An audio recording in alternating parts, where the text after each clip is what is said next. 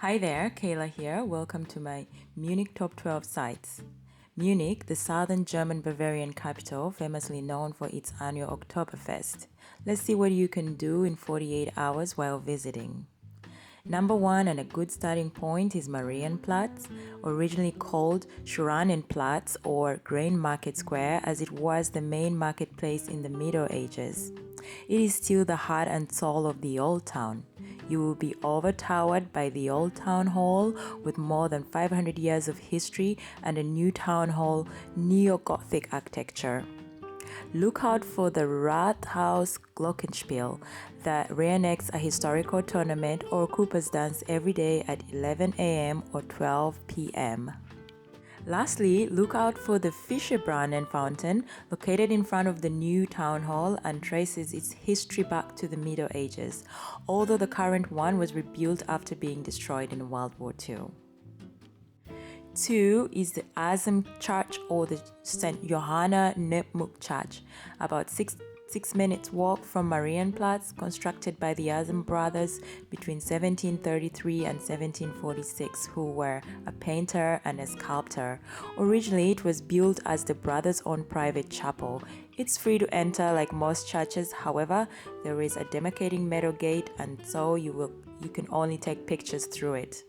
It is extravagantly decorated in German late Baroque style of art inside and Rococo masterpiece outside. 3 is Alter Peter, the observation point of St. Peter Church, the oldest parish church in Munich. The viewing platform is at a height of 56 meters and offers great views of the city in all directions. Once you purchase your tickets at €5, be ready to climb up the 300 steps. You'll be following up the 1 steps climbed by the tower watchman who sounded the fire alarm in Munich until 1901.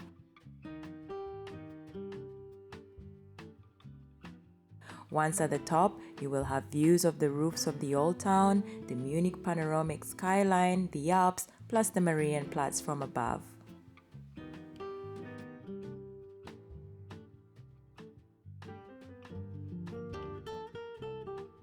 Number 4 is the Church of Our Dear Lady, commonly known as Frauenkirche.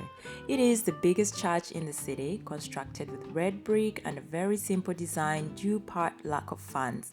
Much of its interior was destroyed in World War II, but carefully restored of what survived. Its simple design to me was refreshing and stood out from the other churches I'd visited in the city. One of the cathedral's most striking details is the so-called Devil's footprint, around which a legend of the architect of the church and a bargain with the devil revolves. Number 5 is the Court Garden or the Hofgarten, located between the residence and the English Garden. It was built by Maximilian I, Elector of Bavaria, in style of Italian Renaissance garden. In the center of the garden is a pavilion for goddess Diana. It's perfect for a walk, and through it you can connect a few meters ahead to the Eichenbach Valley. Which brings me to number 6, Eichenbach Valley.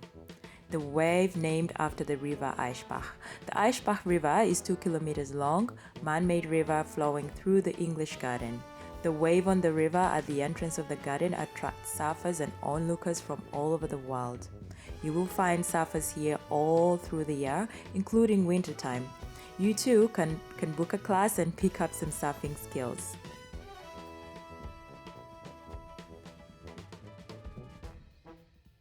Number 7, the English Garden. Even in winter, it has its charm. Take a walk through one of the biggest urban parks in the world.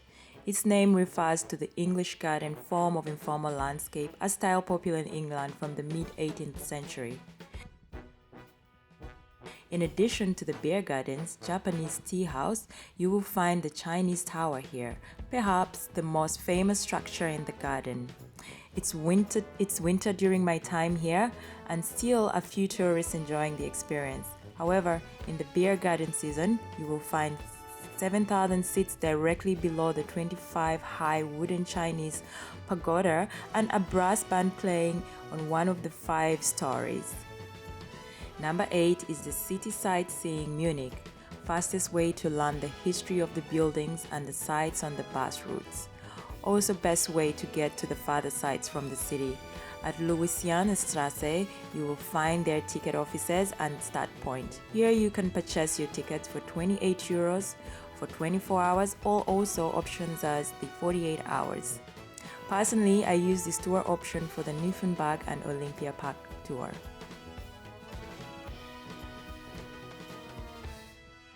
Number 9. Nürnberg Palace. Welcomed by the unique architecture and garden designs, feel like you're in the world of kings and princesses. For 8 euros, you can have a tour of the palace. It all begins in the light-filled Great Hall with its lively ceiling fresco. More to see is the Gallery of Beauties, the room where King Ludwig was born, Nürnberg porcelain, and more around the palace. Number 10 would be Olympia Park, created for the 1972 Summer Olympics, which was hosted in Munich. The Games were standing for a new German post-war period. Since the Olympics, 31 World Championships have been held here, 12 European Championships, concerts and events, and still counting. Apart from the amazing view from the hills, you can also treat yourself to a nice dinner with views from the evolving observation tower at Restaurant 181. In the summer, you can watch sunsets here with music played by street musicians.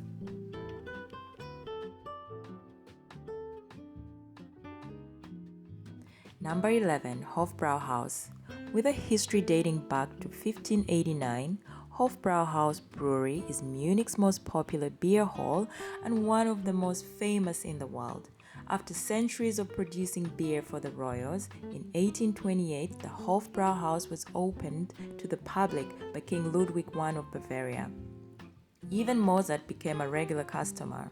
Every day, hundreds of people visit the brewery's immense beer halls, making it one of Munich's main tourist attractions.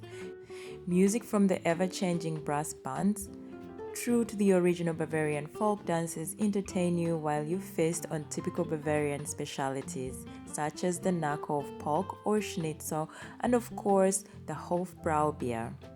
The beer hall seats up to 3,000 visitors, and on peak days, 30,000 visitors are expected.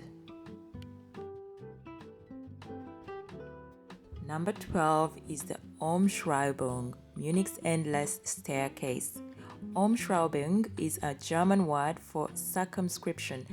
Hidden in the courtyard of the office building in the Schraunterler district in Munich, you will find this unique sculpture by Olaf Eliasson. According to the artist, it is supposed to create movement without destination, a space defined by motion rather than walls.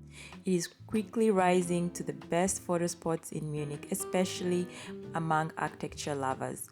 All the times I was there, I couldn't climb up the stairs. However, it did not take from the experience. This was fun and I hope you enjoyed the video. See you in the next one. Goodbye.